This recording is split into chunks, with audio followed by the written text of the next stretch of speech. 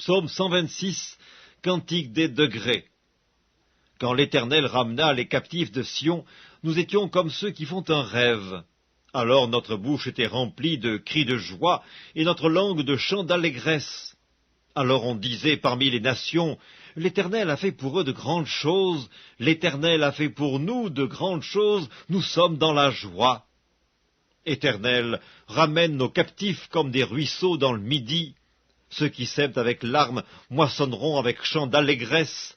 Celui qui marche en pleurant quand il porte la semence revient avec allégresse quand il porte ses gerbes. Psaume 127, Cantique des degrés de Salomon. Si l'Éternel ne bâtit la maison, ceux qui la bâtissent travaillent en vain. Si l'Éternel ne garde la ville, celui qui la garde veille en vain. En vain vous levez-vous matin, vous couchez-vous tard, et mangez-vous le pain de douleur. Il en donne autant à ses bien-aimés pendant leur sommeil.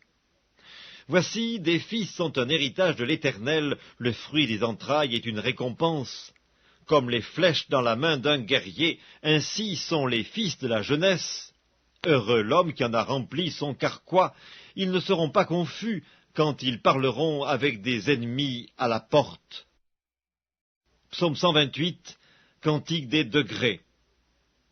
Heureux tout homme qui craint l'Éternel, qui marche dans ses voies.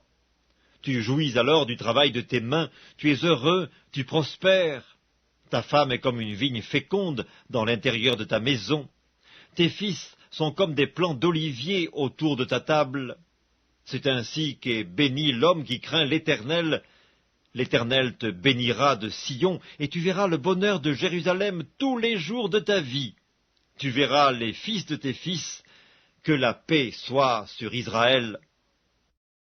Psaume 129, Cantique des degrés. Ils m'ont assez opprimé dès ma jeunesse, qu'Israël le dise, ils m'ont assez opprimé dès ma jeunesse, mais ils ne m'ont pas vaincu.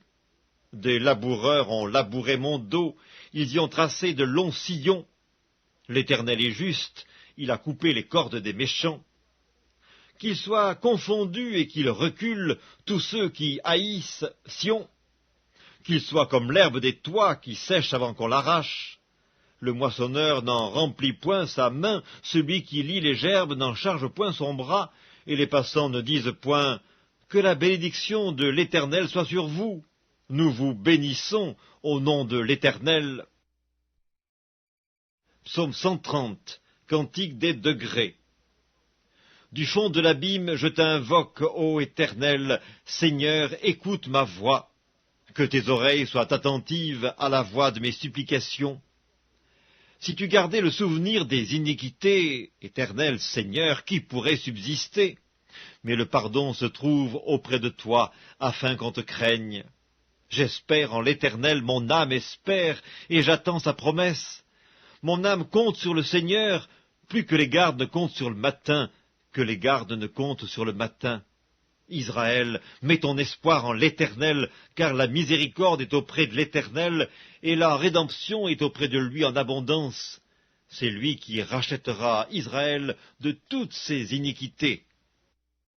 Psaume 131, Cantique des degrés de David. Éternel, je n'ai ni un cœur qui s'enfle, ni des regards hautains.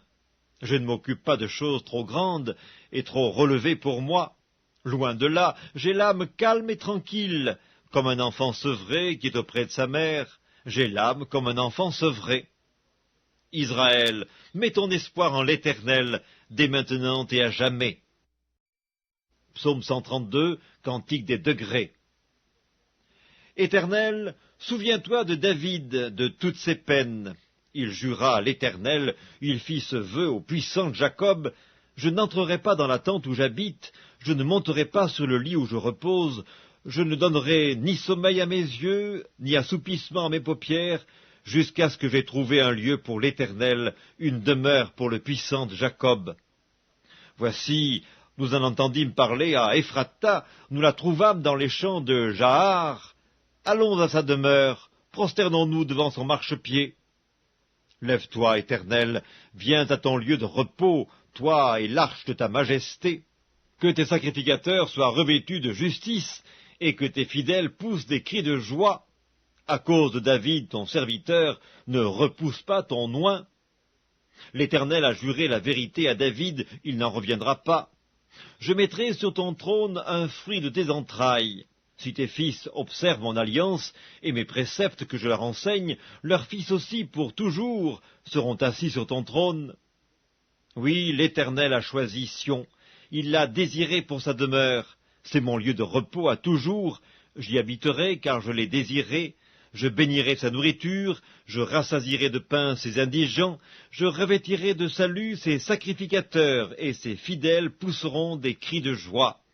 Là, j'élèverai la puissance de David, je préparerai une lampe à mon oint, je revêtirai de honte ses ennemis, et sur lui brillera sa couronne.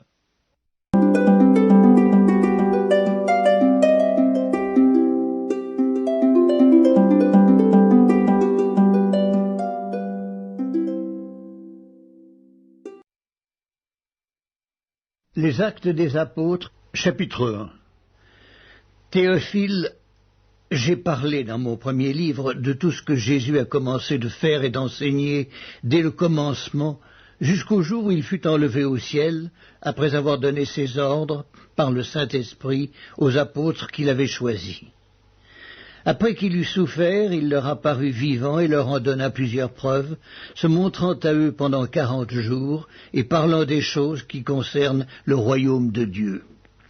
Comme il se trouvait avec eux, il leur recommanda de ne pas s'éloigner de Jérusalem, mais d'attendre ce que le Père avait promis, ce que je vous ai annoncé, leur dit-il. Car Jean a baptisé d'eau, mais vous, dans peu de jours, vous serez baptisés du Saint-Esprit. Alors les apôtres réunis lui demandèrent, « Seigneur, est-ce en ce temps que tu rétabliras le royaume d'Israël ?» Il leur répondit, « Ce n'est pas à vous de connaître les temps ou les moments que le Père a fixés de sa propre autorité. Mais vous recevrez une puissance, le Saint-Esprit, survenant sur vous, et vous serez mes témoins à Jérusalem, dans toute la Judée, dans la Samarie, et jusqu'aux extrémités de la terre. » Après avoir dit cela, il fut élevé pendant qu'ils le regardaient, et une nuée le déroba à leurs yeux. Et comme ils avaient les regards fixés vers le ciel pendant qu'ils s'en allaient, voici 2 hommes vêtus de blanc leur apparurent et dirent, « Hommes galiléens, pourquoi vous arrêtez-vous à regarder au ciel? Ce Jésus qui a été enlevé au ciel du milieu de vous viendra de la même manière que vous l'avez vu allant au ciel. » Alors ils retournèrent à Jérusalem de la montagne appelée des Oliviers, qui est près de Jérusalem, à la distance d'un chemin de sabbat.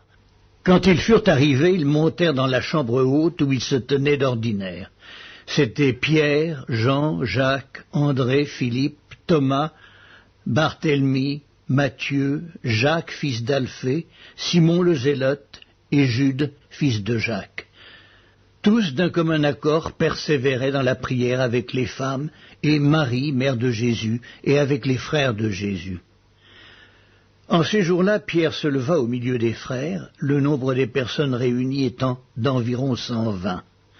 Et il dit, « Hommes frères, il fallait que s'accomplisse ce que le Saint-Esprit dans l'Écriture a annoncé d'avance par la bouche de David au sujet de Judas, qui a été le guide de ceux qui ont saisi Jésus. Il était compté parmi nous et il avait part au même ministère. Cet homme ayant acquis un champ avec le salaire du crime est tombé, s'est rompu par le milieu du corps et toutes ses entrailles se sont répandues. La chose a été si connue de tous les habitants de Jérusalem que ce champ a été appelé dans leur langue Hakeldama, c'est-à-dire champ du sang. Or il est écrit dans le livre des psaumes que sa demeure devienne déserte et que personne ne l'habite, et qu'un autre prenne sa charge. Il faut donc que parmi ceux qui nous ont accompagnés tout le temps que le Seigneur Jésus a vécu avec nous, depuis le baptême de Jean jusqu'au jour où il a été enlevé du milieu de nous, il y en ait un qui nous soit associé comme témoin de sa résurrection. Ils en présentèrent 2, Joseph appelé Barsabas, surnommé Justus, et Matthias. Puis ils firent cette prière, « Seigneur, toi qui connais les cœurs de tous, désigne lequel de ces deux tu as choisi, afin qu'il ait part à ce ministère et à cet apostolat que Judas a abandonné pour aller en son lieu. » Ils tirèrent au sort, et le sort tomba sur Matthias, qui fut associé aux 11 apôtres.